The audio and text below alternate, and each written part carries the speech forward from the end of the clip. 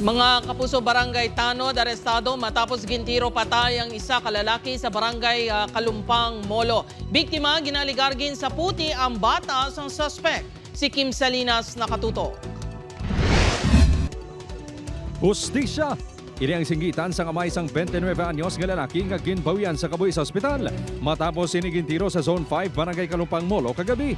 Ang biktima ang mabuot kag isa ka delivery rider suno sa iyamay. Sakit man hindi man na sobra man ang ila pag imo sa bata ko. Lagi daw yung desisyon nila bata ko. Kung sa inyo man imo na masakit man siguro, pero ang ako niya tagaan ko lang justisya bata ko. Sa investigasyon sang kapulisan, hubog halin sa birthday party ang biktima nga si Ray Cabalquinto. Upod ang mga abiyansa ni. Naglabay sila sa balay isang sospek nga ginkilala ka alias Dodoy, 62 anyos, isa ka Barangay Tanod. Ginpahayag nga maggahod ang biktima kag mga upod sini. Rason niya ginsita sang batas sa sospek. Wala kuno nagustuhan sa biktima, rason niya ginsabuti ang batas sang sospek.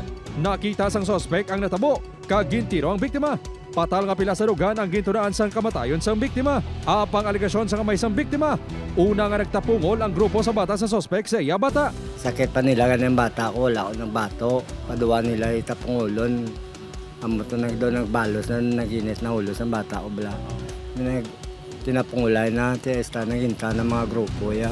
Una nga nanago ang sospek apang nagbalik ini sa ilabalay. Sa diin siya na aresto. Wala ma-recover ang pusil nga gingamit sini. During that time, naka-responde dayon ng akong deputy si Lieutenant Pagulayan. Bali, hot pursuit ini nila, kaga nadakpan siya ni Pagulayan, kag surrender siya dito sa barangay, kag idala diri sa station. Wala na nagatubang pa sa kamerang sospek. Apang ginpahayag sini nga gindepensahan lang sini ang iya bata. Magapangatubang ang sospek sang kaso nga homicide. Upod kay Marvin Lauderes, Kim Salinas, 1 Western Visayas.